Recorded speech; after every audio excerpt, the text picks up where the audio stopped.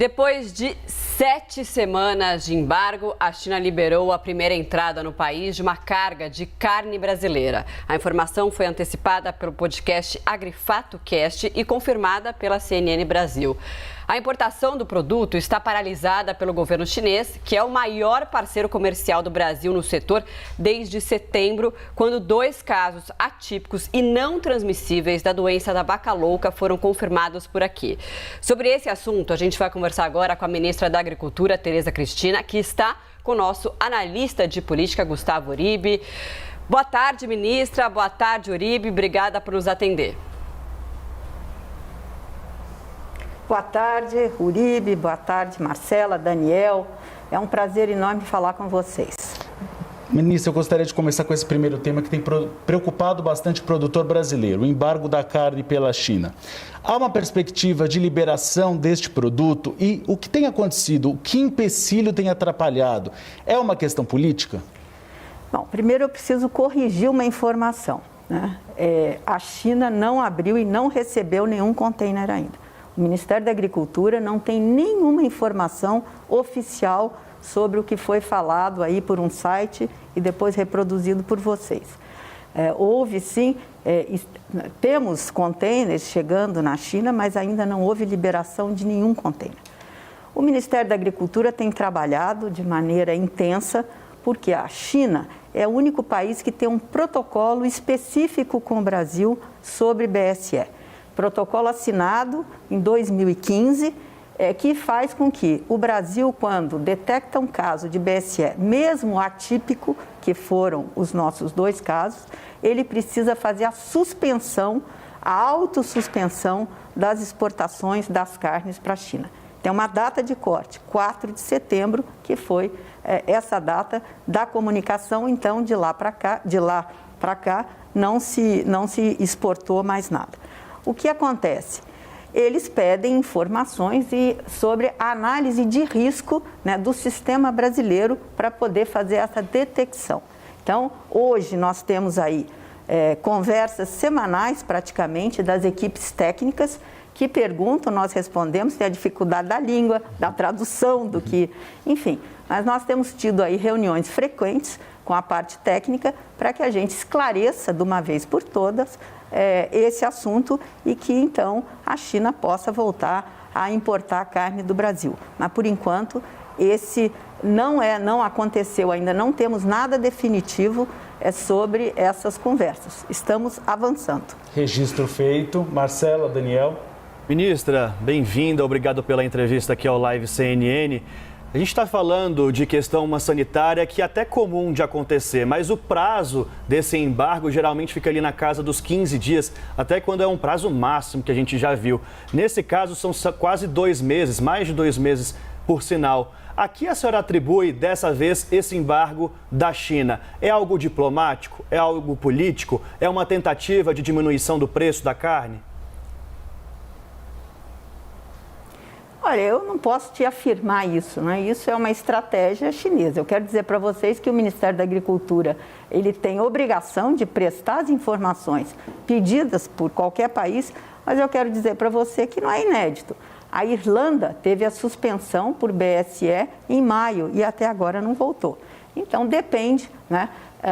Existem aí tratativas técnicas, nós tratamos esse assunto com a maior transparência desde o início, mostrando o que foi feito, enfim, é papel que vai, papel que vem, leva tempo. Agora, pode ter uma estratégia interna da China, eu não acredito, mas pode ter alguma estratégia comercial, baixar o preço, isso é normal entre países, não é com a China. As mesmas coisas acontecem, nós levamos 20 anos para abrir a carne brasileira para os Estados Unidos, né? Depois abrimos, fechou, 2 anos depois, eu consegui aqui neste governo já voltar a exportar novamente. Então, isso são estratégias, políticas internas, mas a parte sanitária, o Ministério da Agricultura tem tratado com a maior lisura, com a maior transparência, para que não fique nenhuma dúvida de que nós podemos garantir a qualidade dos nossos alimentos. Ministra, a Marcela que está falando agora, a gente conversou com um especialista no último final de semana que dizia que a carne brasileira não tinha mais nenhum problema sanitário. A senhora disse agora que ainda há algumas questões que estão sendo esclarecidas com a China. Então eu insisto na pergunta, a senhora falou que não tem também como esclarecer essa questão de a China estar pressionando para que os preços sejam reduzidos. Tem nessa lentidão da liberação da carne também uma questão diplomática, uma questão política entre a relação entre os dois países que ficou, de certa forma, estremecida? Olha, eu acredito que não, né? Quando nós tratamos com esse ministério, que é o GACC, que é o Ministério de Aduana chinês, ele é eminentemente técnico. Vocês viram, o ministro França teve uma conversa com o chanceler chinês e eu pedi a ele que tratasse desse assunto para pedir que se acelerassem essas conversas e as nossas tratativas para essa abertura, que é muito importante, não tenho dúvida, para esse segmento. Ele disse ao ministro que tratativas estavam sendo feitas, que teria uma reunião, enfim, nós estamos tendo essa reunião. Agora, nós precisamos passar, esse é o papel do Ministério da Agricultura, passar informações precisas, confiáveis sobre o nosso sistema, para que eles possam, nós estamos esgotando já essas informações. Então, eu espero que essas informações que foram pedidas no final da semana passada, na última reunião que tivemos, que chegue lá, enfim, nós precisamos toda uma tradução. Nós temos lá a nossa embaixada em Pequim, que tem trabalhado também de maneira muito firme conosco, nos ajudando muito, os nossos 2 adidos da agricultura que estão trabalhando intensamente esse assunto, e eu espero que seja resolvido agora o mais rapidamente possível. Priscila Yazbek, nossa analista de economia, também participa desse bate-papo, ministra. Ministra, quando houve essa suspensão, foi levantada uma questão importante entre os especialistas, que é a tentativa da China de diversificar suas fontes de abastecimento. Então, hoje os chineses, eles são os principais compradores da carne brasileira, inclusive são os nossos principais clientes em termos de exportação. De janeiro a agosto, 34% de tudo que a gente exportou foi para a China. O que pode acontecer com a economia brasileira se de fato a China fizer essa diversificação e se tornar menos dependente da carne brasileira e de outros países e de outros produtos brasileiros? E mais que isso, a senhora não acha que poderia haver talvez um retratamento, uma retratação vinda do presidente Jair Bolsonaro, que muitas vezes falou sobre o vírus que vinha da China, para tentar apaziguar essa relação com os chineses, já que eles são os nossos principais clientes? Bom, primeiro, esse assunto não é do Ministério da Agricultura, eu volto a insistir. As nossas tratativas são eminentemente técnicas e o comércio, é claro que nós temos informações de que a China voltou a crescer com a produção de suínos, né? Eles tiveram um problema durante 3 anos com a diminuição do rebanho suíno chinês. Eles aumentaram, tecnificaram essa produção e hoje eles têm um volume maior de carne suína interna, que nós tínhamos substituído, né, esse volume. Por quê? Porque também não tem muita carne no mundo sobrando. Então, o Brasil é um grande player na área de todas as proteínas de suínos, aves e bovinos, e nós substituímos, na verdade, os chineses substituíram um pouco essa necessidade lá atrás de carne suína, né, que eles tinham uma produção muito importante, e eles substituíram por diversos outros países, e no Brasil a carne bovina entrou de maneira muito forte nessa substituição.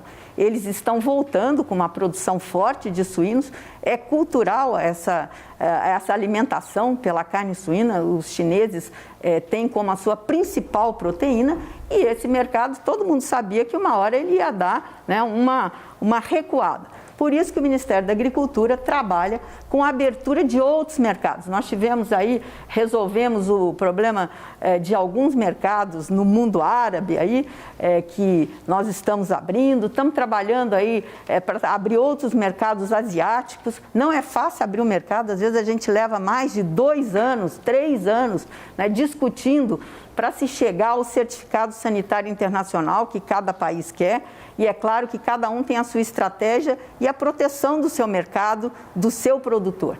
Então, neste momento, né, os chineses, vamos dizer, eles estão aí com uma certa morosidade, talvez porque tenham um estoque interno maior, mas isso é uma visão, é uma análise que a gente faz, mas nós estamos trabalhando para que a carne que está pronta para ir para a China e que não tem nenhum risco mais, né, sanitário, agora eles precisam, os técnicos, nos darem esse ok com todas as informações que eles estão pedindo e que nós estamos passando para que a gente possa mandar essa carne, que inclusive tem parte dela paga, 40% dessa carne, os exportadores brasileiros recebem mesmo antes dessa carne chegar até a China. Então, eu imagino que isso vai ser resolvido e eu espero que seja resolvido ainda, primeiro, no curtíssimo prazo, dentro aí, do que eles vêm pedindo de informações e que a gente já passou, a grande maioria. Eu imagino que agora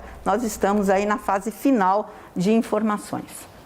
Ministra, Basília Rodrigues, nossa analista de política, também está com a gente. Oi, tudo bem, ministra? Obrigada pela entrevista. Aceitou aí o convite do Uribe, né? Ele insistiu bastante, eu imagino.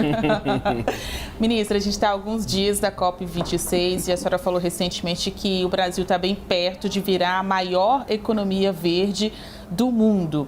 Queria saber, então, o que falta para a gente alcançar esse patamar e também saber, vez ou outra, a gente escuta ministros falando dos prejuízos com os cortes orçamentários, né? O quanto o corte, né, a tesoura do Ministério da Economia tem afetado o desenrolar de alguns projetos das pastas. Mais recentemente, uma tensão aí entre Ministério da Economia e Ministério de Ciência e Tecnologia, por exemplo. No caso da agricultura, a senhora é uma das pastas, né, um dos ministros que tem reclamado desses cortes no orçamento, também para os projetos aí da agricultura. Isso pode impactar nessa ideia de sermos a maior economia verde do mundo?